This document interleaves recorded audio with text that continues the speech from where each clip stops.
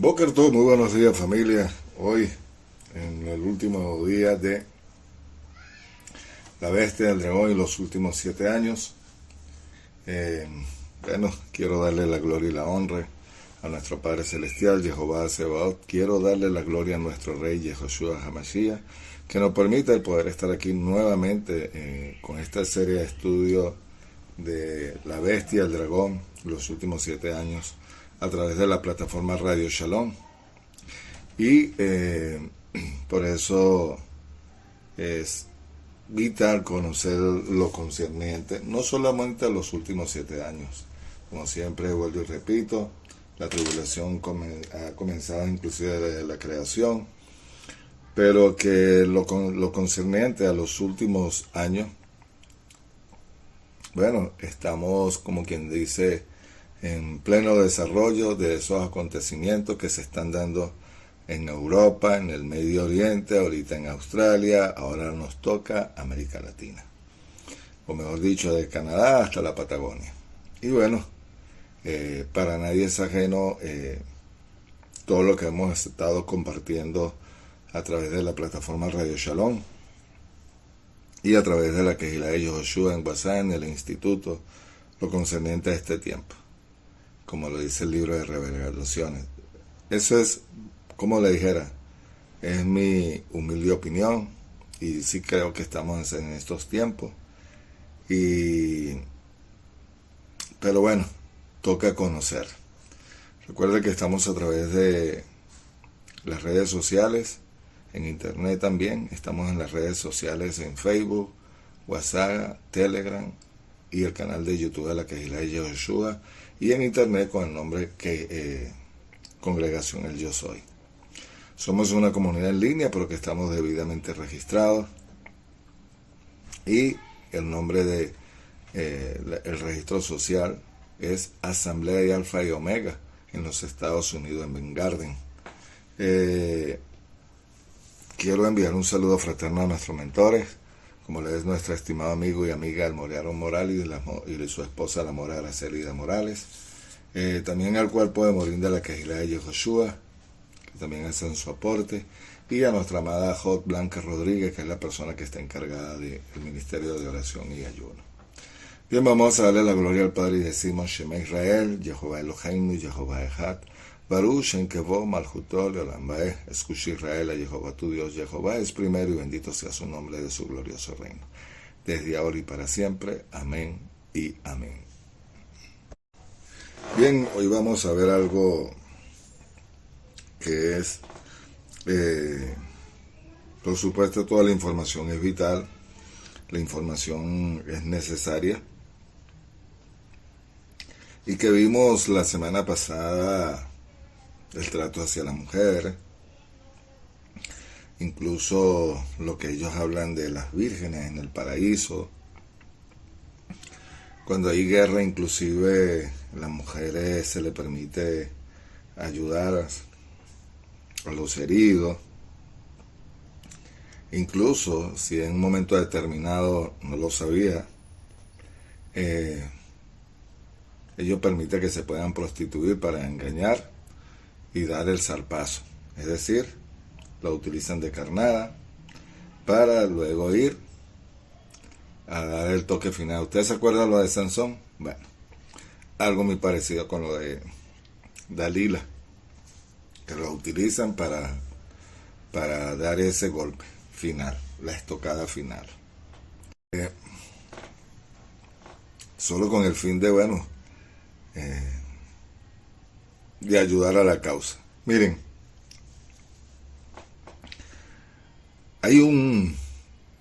y siempre me llamó la atención lo que es, lo que siempre le menciono, y es bueno repetirlo, los profetas. Los profetas vieron una situación, sabían lo que estaba viviendo la nación, pero el Padre enviaba palabras a través de la profecía y le haría saber que vendría alguien que vendría a restaurar. Un Mesías, el ungido, hablaba de la condición del país, de líderes, aún en el templo, y daba su informe, pero siempre también había la otra parte, de que vendría un rey redentor y el juicio de las naciones. Eso es lo que usted ve inclusive cuando Abraham va a guerra, que conquista a los 5 reyes que iban contra él, que fue a rescatar a su sobrino. Él vence y él, fíjese lo que él hace, se da donde a Melquisedec, presenta la ofrenda, pero también agarró parte del botín. Y usted lo puede ver en los líderes. Cuando había un botín, se repartía el botín, pero también había una ofrenda para el creador de agradecimiento de haber ganado la batalla. Cuando usted va al libro de Revelaciones, Gigalut, Apocalipsis, usted ve que Yeshua abren los sellos, se abren el libro, al que venció, va a haber un juicio, pero también va a haber un botín, y usted lo puede ver, porque inclusive el mundo musulmán cuando ataca, ellos se reúnen y se hacen regalos. Yo lo pude ver cuando las Torres Gemelas.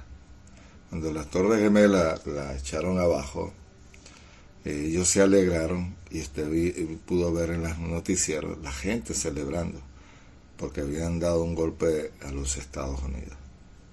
Y por eso usted ve en el libro de Revelaciones también que va a haber un botín y se van a alegrar y se van a contentar por ello, pero después viene la gran victoria. Si usted no ha escuchado los audios anteriores, yo le recomiendo que vaya desde el principio, porque es lo que dice al final de ello. Miren, lo pudimos ver lo que pasó ahorita en Australia, lo que está sucediendo en España, inclusive que se le está permitiendo ya a ellos que están tomando parte del control porque los líderes se les están permitiendo. La estrategia del Islam es llegar, uno, poner una mezquita. Qatar está financiando hoy por hoy también esas obras. Qatar, Arabia Saudita.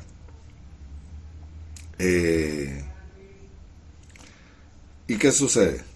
Bueno, ponen la mezquita, luego tratan de llegarle a la gente del Islam, de la opción de lo que significa el Islam.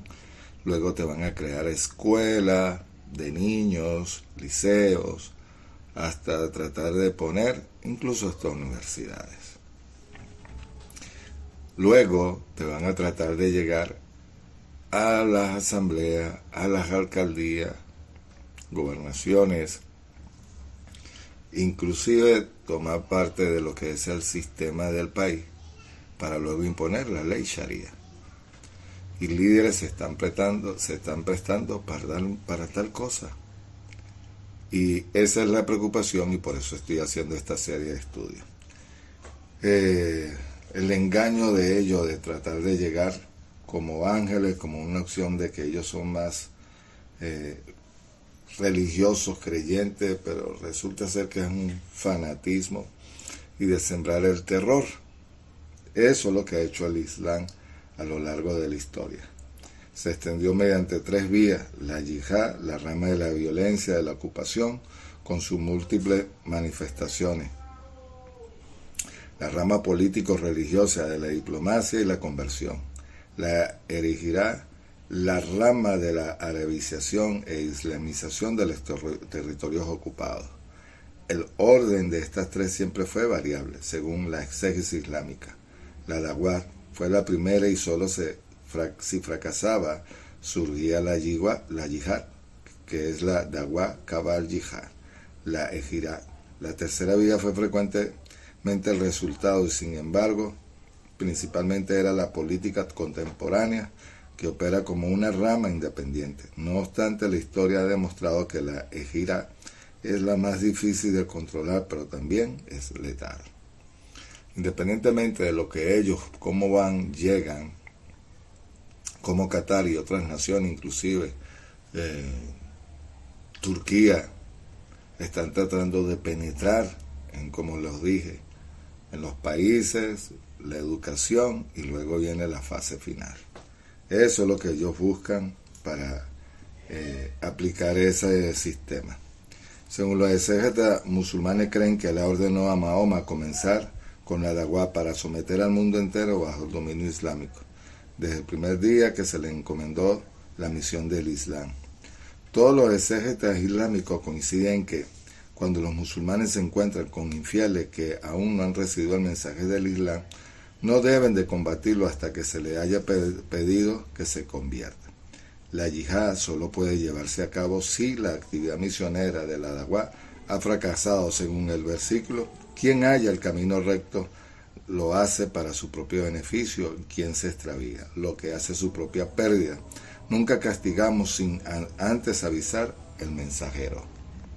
Sin embargo, la práctica solo lleva a cabo durante el primer siglo de las conquistas islámicas.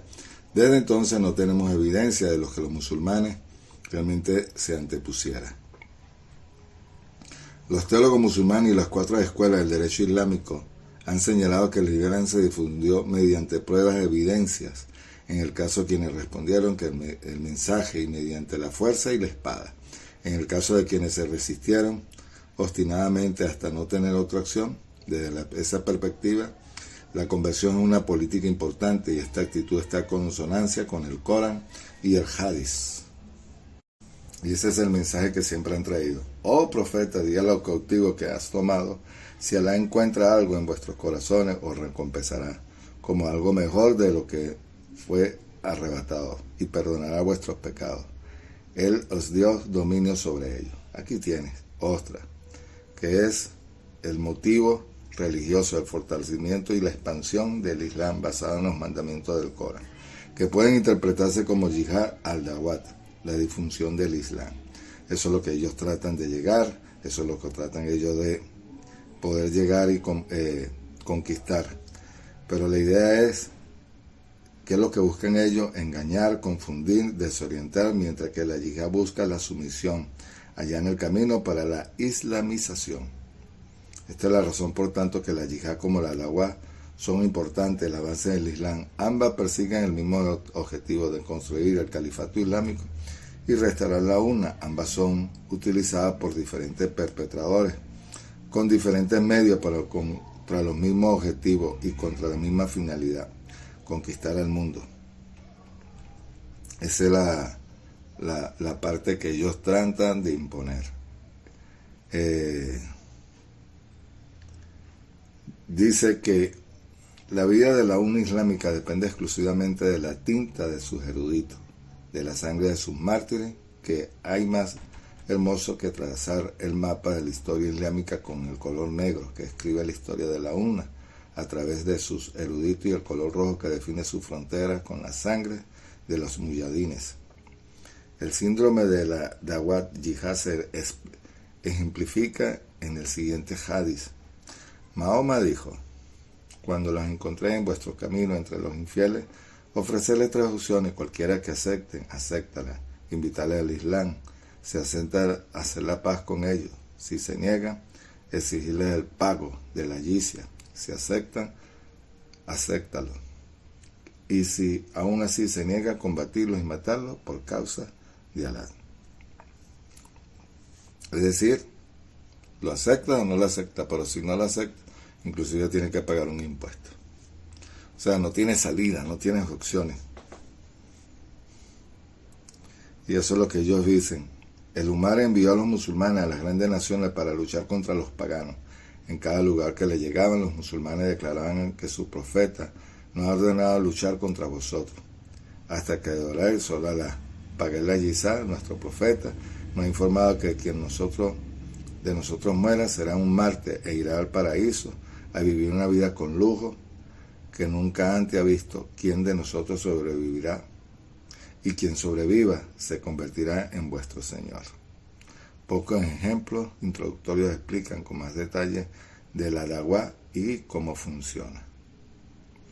Era lo que le decía la otra vez, de que cuando ellos se inmolan por Alá y matan a judíos, cristianos, bueno, a la calle le ponen nombre, a la familia le dan dinero y se les reconoce por su gran logro en contra de los paganos. Qué interesante.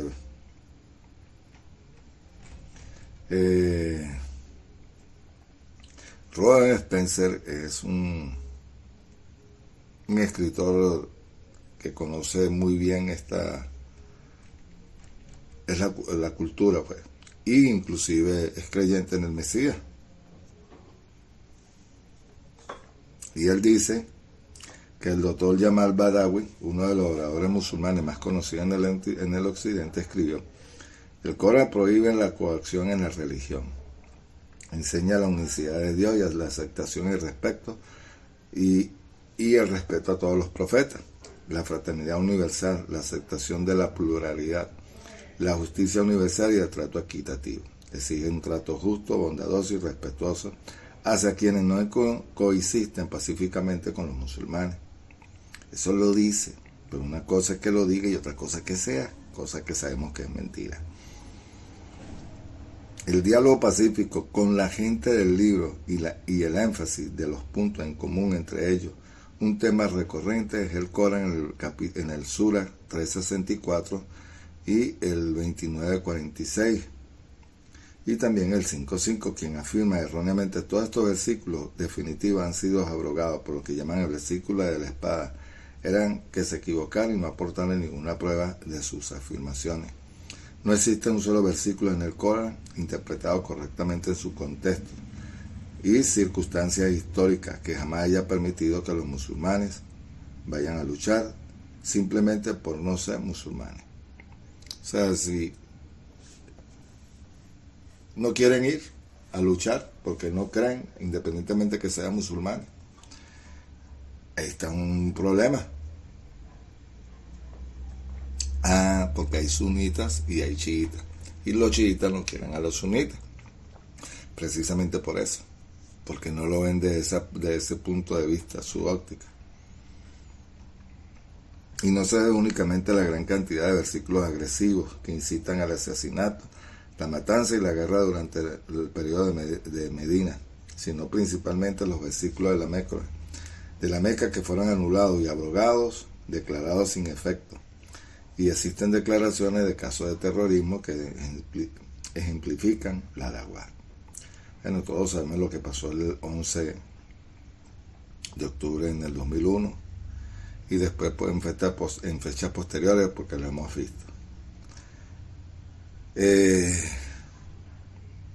primer lugar, Nikhil Malik, palestino de tercera generación, nacido en los Estados Unidos y psiquiatra del ejército, asesinó a 13 soldados en un ataque islámico en Fort Hood en noviembre del 2009. Era un musulmán devoto conocido desde hacía tiempo por sus ideas islámicas y radicales en sus estrechos vínculos con Al-Qaeda. Sin embargo, su acto terrorista, calculador y a sangre fría también ha suscitado la típica condena de las organizaciones islámicas, inclusive estadounidenses, que practican la Dawah pura, cuyo objetivo es engañar y desinformar a los americanos, ingenuos e ignorantes. Imagínense. Condenamos enérgicamente este cobarde ataque y exigimos que la responsabilidad sean castigados con el peso de la ley. Ninguna ideología política o religiosa puede justificar ni excusar semejante violencia indiscriminada. Usted se da cuenta que el engaño, la acción y todo lo concerniente a lo que es Islam o Corán. Mira, sin embargo, Viñas adoptó su idea yihadista en la mezquita que dirigía en Nayyar. La cuestión es que es lo que enseña dentro de la mezquita y no lo que declara en público occidental como la Dawah. En el tercer lugar, a finales de mayo del 2009, 4 terroristas fueron arrestados por planear volar sinagogas en el Bronx y derribar un avión. Eran conversos recientes del Islam pertenecientes a minorías estadounidenses. Organizaciones musulmanas emitieron de inmediato declaraciones condenando el complot hecho por Fozah Khan de la Asociación de Mujeres Musulmanas en Estados Unidos. Creemos que la violencia no tiene cabida en nuestra comunidad, forma parte de los principios del Islam. Quienes cometen este tipo de actos están desorientados, son ignorantes y desconocen la ideología de paz y la tolerancia del Islam. Qué contradictorio. Una religión pacífica, pero que entre ellos mismos no se soportan. Y eso es lo que pasa, que lo que tratan ellos es convertir a la persona, pero de paz no tiene nada. Desde la perspectiva islámica, el objetivo no solo convertir a las personas al Islam, sino liberarlas de la oscuridad de la esclavitud en la que viven, mostrándole la belleza del Islam. Esto se refleja claramente en la publicación de la hermandad musulmana Al-Dawat, que indica que la auténtica representante de la personalidad e identidad cultural e histórica islámica para recrear la verdadera sociedad islámica, la Umma. Solo la Dawah posee la cura definitiva para nuestras sociedades enfermas e en decadencia. La Dawah se utiliza como la principal operación diplomática de los musulmanes para engañar, desorientar y confundir a los infieles sobre los verdaderos objetivos del Islam. Es, además, que contribuye a tergiversar la realidad, los fines de que aceptan el Islam como la única religión verdadera y ayudar a su difusión mundial. Eso es lo que ellos quieren, llegar a controlar todo, llegar a tener control no solamente de la humanidad, imponer su modelo y aceptar todo lo que ellos dicen, porque eso es lo que se hace, o lo que ellos quieren aplicar. En estos días me quedé boquiabierto porque quien preside el gobierno ahorita en España prohibió el cochino para no ofender a los musulmanes, que se diera de comida. Claro, sabemos que el cochino no es kosher, pero para no ofender a los musulmanes sacó el cochino de su receta, de su costumbre. En España la comida kosher para el pueblo no es aplicable, solamente quienes conocen realmente. Pero en España sabemos que ellos comen camarones, la paella, eso es muy conocido en España, camarones, pulpo, cangrejo. Y bueno, nosotros sabemos que la comida kosher, por lo que dice Levítico 11, y que nosotros tenemos que tener cuidado con ello. Mire, lo que trata y lo que quiere hacer la Dawah es el uso político para desviar la atención pública de los horrores de la yihad, para blanquear el terrorismo islámico. Por un lado, asesina y destruye, y por otra, condena y engaña. Así, tras un atentado terrorista yihadista, las organizaciones musulmanas y las ONG se apresuran a negar cualquier vínculo con el Islam y asegurar que esta es una religión de paz. Condenar, negar es solo el aspecto de la Dawah. Existe una estrategia destinada a para doblegar a la opinión pública y someterla a la voluntad islámica. El objetivo es propagar en todos los ámbitos y fuentes la imagen del Islam como una religión de paz. Ya sabemos que de paz no tiene nada.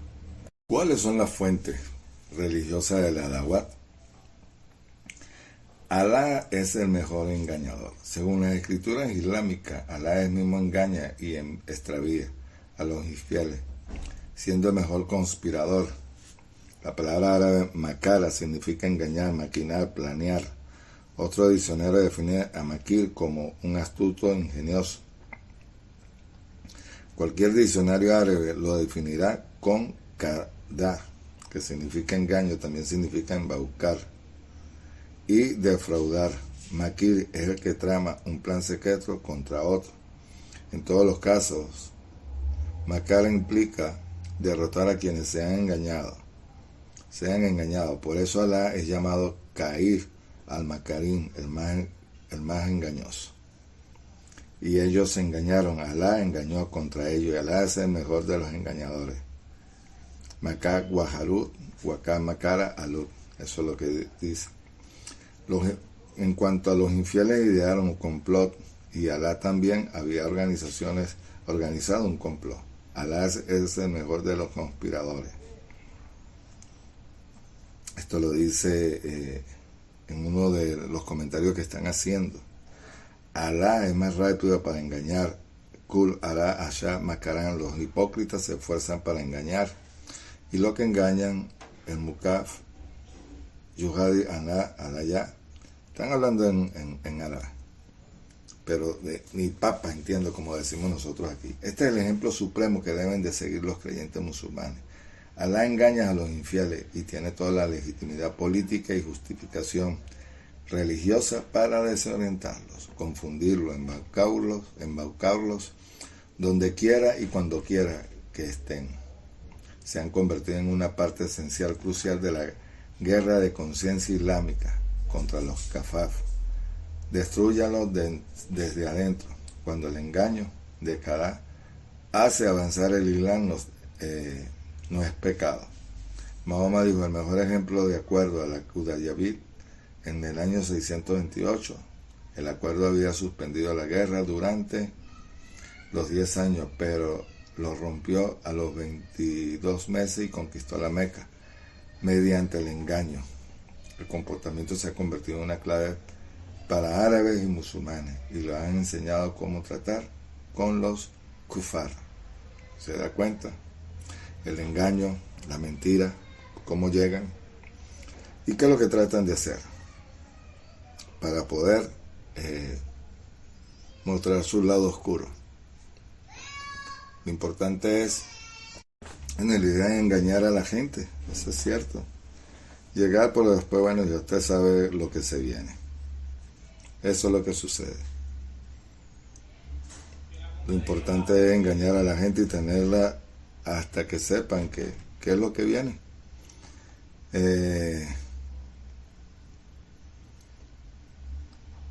Durante la Segunda Guerra del Golfo, el ministro de Información iraquí justificó su falso informe sobre las victorias iraquíes, citando el versículo 354. Alá es el mejor de los engañadores. No sorprende que Al-Qaeda dedique también tanta energía a actividades ajenas a la yihad introducida por Bin Laden. Este concepto forma parte de la ideología islámica desde la creación de los hermanos musulmanes y cobró mayor relevancia con los dos importantes discípulos de Hassan Banna y Yazid Qutb. En la yihad por causa de Alá, el combate activo no siempre se limita en el campo de la batalla, sino también solo a unos pocos miles que luchan en primera línea. Y bueno, vamos a dejar esta primera parte aquí y regresamos con una segunda parte. Vaya por un té o un café y estamos de vuelta con La Bestia, el Dragón y los 7 últimos años. Ya regresamos.